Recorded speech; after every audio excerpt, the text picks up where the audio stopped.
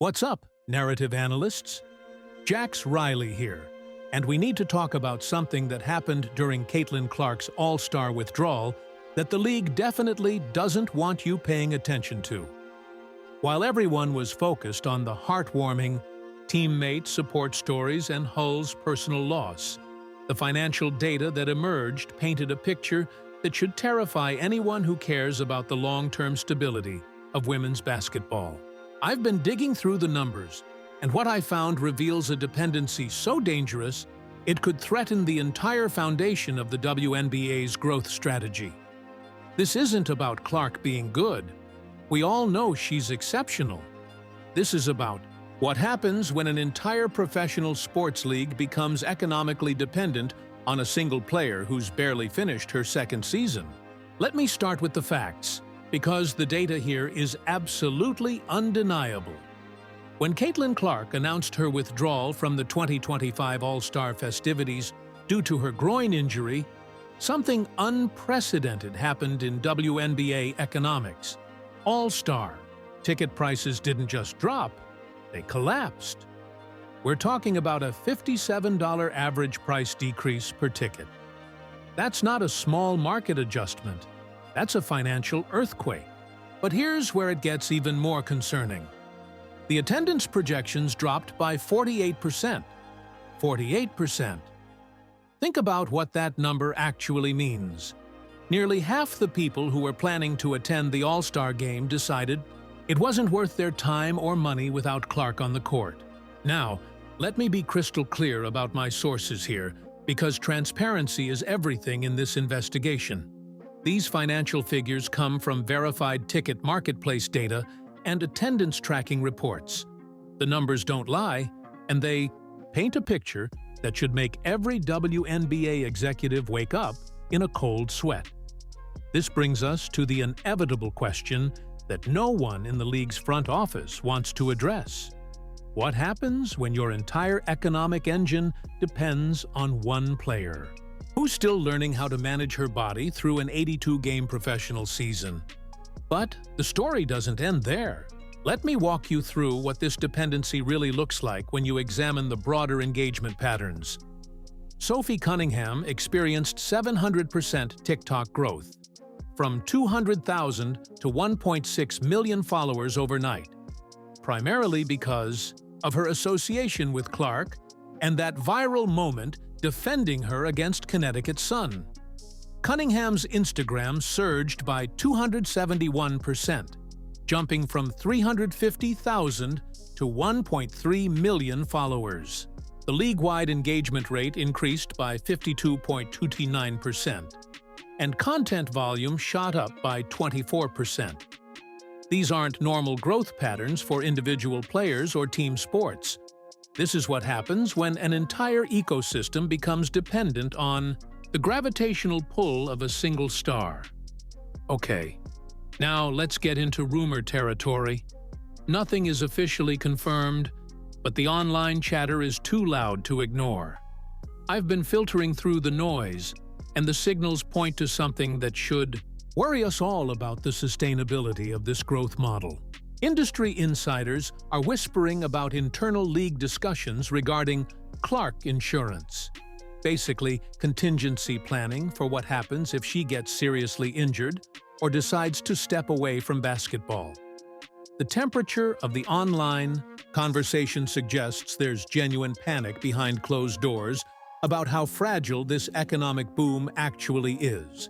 Official sources won't tell you this, but if you follow the digital breadcrumbs, a different picture emerges. Revenue projections, sponsorship deals, and television ratings have all been recalibrated around Clark's presence. When she's playing, numbers explode. When she's not, they crater. That's not healthy league economics. That's a house of cards, waiting for the wrong wind. This is where things get interesting from a strategic perspective. The WNBA has spent decades trying to build sustainable fan engagement and economic stability. Clark's arrival accelerated that timeline dramatically, but it also created a dangerous precedent. Instead of building a diversified ecosystem of star, power, The entire momentum became centralized around one player's narrative. Think about what happened with Hull stepping into the three-point contest as Clark's replacement.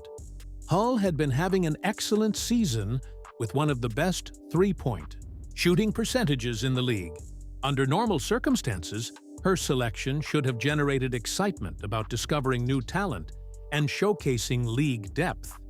Instead, the conversation remained entirely focused on who she was replacing rather than what she brought to the table. That's not Hull's fault, and it's not even Clark's fault. It's a systemic issue that reveals how the league's marketing and fan engagement strategies have become dangerously narrow. But let me share something that really illustrates the scope of this dependency. The Tres Leches phenomenon, that organic fan-created nickname for Clark, Cunningham, and Hull, became one of the most valuable content farming tools in women's basketball. Cunningham started wearing custom shirts featuring all three players, and suddenly, every piece of content featuring their friendship was guaranteed viral gold. Content creators figured out they could weaponize this authentic bond for engagement. Farming.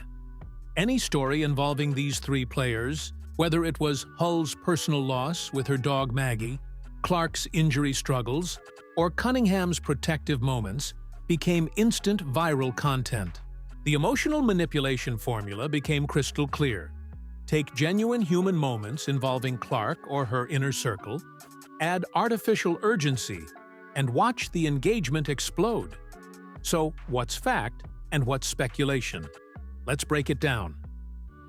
The i.e. financial impact is undeniable and documented. The attendance collapse, ticket price drops, and engagement fluctuations are all verified data points. What moves into speculation territory is the long-term strategic implications and internal leagues discussions. I've been investigating whether other players are starting to recognize this dynamic and how it affects their own career trajectories. Official sources won't tell you this, but the digital breadcrumbs suggest some veteran players are concerned about becoming secondary characters in what should be a league-wide narrative. The temperature of the online conversation suggests that players like Aja Wilson, Brianna Stewart, and Nafisa Collier, genuine superstars with established careers, are watching their own storylines get overshadowed by Clark-adjacent content. That's not sustainable for league morale or competitive balance. That brings us to the inevitable question that every sports economist should be asking. What happens when your growth strategy becomes indistinguishable from dependency? The competitor. Content. We see flooding social media feeds exploits this exact vulnerability.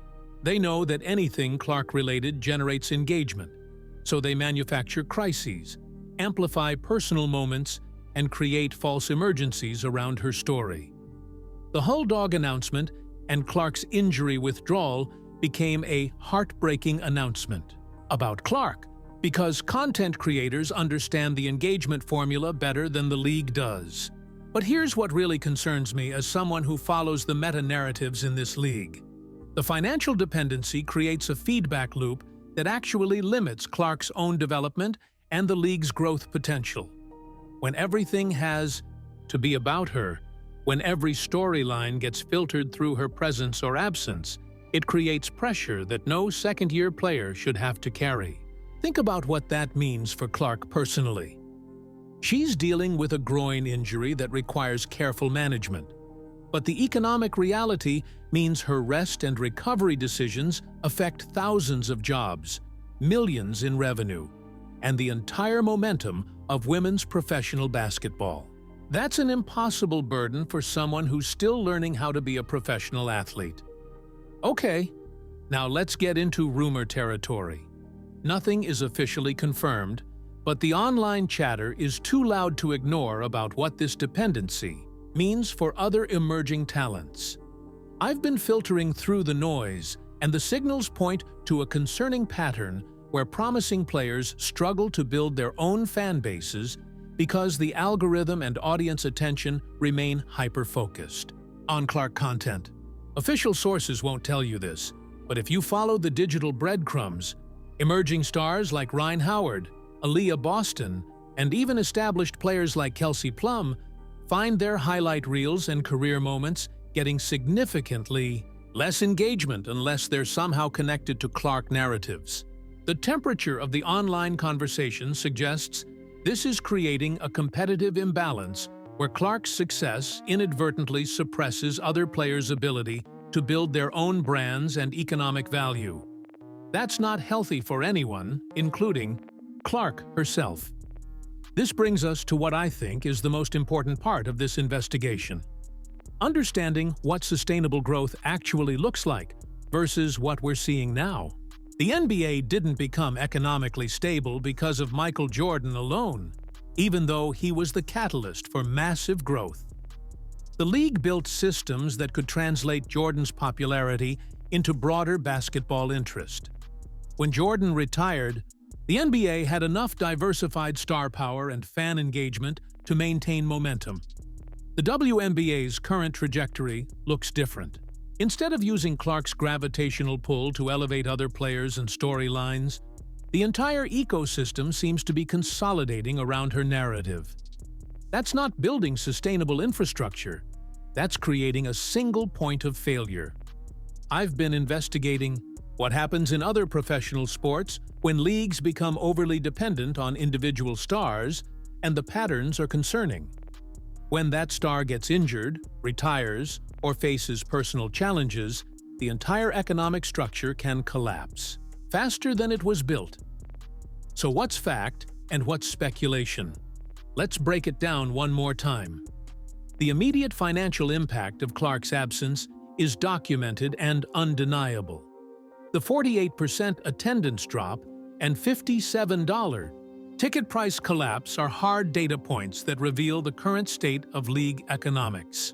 What moves into speculation territory is whether this dependency can be transformed into sustainable, diversified growth, or whether the WNBA is heading toward a cliff where Clark's eventual retirement or extended absence could devastate the entire ecosystem they've built around her presence. The temperature of the online conversation suggests that industry analysts are beginning to ask these uncomfortable questions, even if they're not willing to publish their concerns publicly. The digital breadcrumbs point to internal discussions about post-Clark planning that shouldn't be necessary for a player who's only in her second season. But here's where this investigation takes an unexpected turn. While the financial dependency is clearly problematic, there might be a strategic opportunity hidden in this crisis. The attention Clark generates could be leveraged to build sustainable star power for other players if the league approaches it correctly. Instead of every piece of content being about Clark directly, imagine if that attention was used to showcase the incredible talent surrounding her. Hull's three-point shooting accuracy, Cunningham's defensive intensity, and the broader depth of talent across the league could benefit from proximity to Clark's gravitational pull. The problem is that current content strategies, including the competitor video we're analyzing, do the opposite. They exploit Clark's star power without building anyone else up. They create artificial drama and false emergencies that actually diminish the authentic storylines that could create sustainable engagement. Official sources won't tell you this, but if you follow the digital breadcrumbs, there are examples of other professional sports leagues successfully transitioning from single-star dependency to diversified ecosystem growth. The WNBA has the talent and storylines to make this transition, but it requires strategic thinking that goes beyond maximizing immediate engagement around one player. So what does this mean for the future of women's professional basketball? The data we've examined reveals both the opportunity and the risk in the current trajectory. Clark's impact has been transformative and undeniable, but the economic dependency we've documented creates vulnerability that could threaten everything she's helped build. That brings us to the inevitable question that everyone invested in women's basketball needs to consider. How do we honor Clark's incredible impact while building a league that can thrive with or without any single player? The answer isn't to diminish Clark's star power or pretend the dependency doesn't exist. The answer is strategic diversification that uses her gravitational pull to elevate the entire ecosystem. But that requires content creators, league officials, and fans to think beyond immediate engagement metrics and consider long-term sustainability. I've been investigating what this looks like in practice, and the examples are encouraging. When content creators focus on storylines that showcase multiple players' talents, when marketing campaigns highlight league depth rather than individual dominance, when fans celebrate Clark's excellence while also discovering other incredible athletes, the engagement patterns show promise for sustainable growth. The temperature of the online conversation suggests there's appetite for this kind of diversified content, even if current algorithms and engagement patterns don't incentivize it. The digital breadcrumbs point to fan communities that want to celebrate women's basketball broadly, not just one player's narrative. But let me be crystal clear about what this investigation has revealed. The current economic dependency on Caitlin Clark is real. It's measurable, and it represents both the biggest opportunity and biggest threat facing the WNBA. The $57 ticket price collapse and 48% attendance drop aren't just interesting statistics. They're warning signs about the fragility of current growth patterns.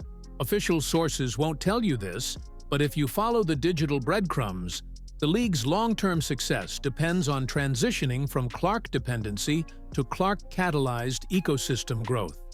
That's a nuanced but crucial distinction that could determine whether women's professional basketball builds sustainable prosperity or faces devastating vulnerability. This story goes beyond basketball economics. It's about how we build sustainable success in women's sports, how we honor individual excellence while creating collective strength, and how we distinguish between authentic growth and manufactured dependency. The competitor content we analyzed exploits the current dependency without contributing to long-term solutions. By creating false drama around Clark's injury and Hull's personal loss, they maximize immediate engagement while actually undermining the authentic storylines that could build sustainable fan investment. As narrative analysts, we have the opportunity to do better. We can celebrate Clark's incredible impact while also showcasing the depth and talent that makes the WNBA worth following regardless of any single player's status. We can examine the economic realities honestly while working toward solutions that benefit everyone involved. So here's what I'm asking you to do with this information. First, recognize the dependency patterns we've documented and think critically about content that exploits them versus content that builds sustainable engagement. Second, actively seek out and support content that showcases the broader talent and storylines across the league. And third, hold content creators and league officials accountable for strategies that build long-term prosperity rather than short-term viral moments. The data is clear, the dependency is real, and the opportunity for sustainable growth exists if we approach it strategically. Caitlin Clark's incredible impact has created unprecedented attention for women's basketball. Now, it's up to all of us to ensure that attention translates into lasting prosperity for the entire ecosystem she's helped elevate. What do you think about these dependency patterns? Have you noticed how Clark-adjacent content dominates your feeds compared to other incredible WNBA storylines? And most importantly, what would sustainable growth look like in your vision for women's professional basketball? Drop your thoughts in the comments, share this analysis with anyone who cares about the future of women's sports, and make sure you're subscribed for more deep dives into the meta-narratives that really drive this league. The stories behind the stories are always more fascinating than the surface-level drama, and that's exactly what we're here to uncover. Until next time, keep questioning the narratives, keep supporting women's basketball in all its complexity, And remember that the most important conversations happen when we're willing to examine uncomfortable truths about the systems we're building. See you in the next investigation.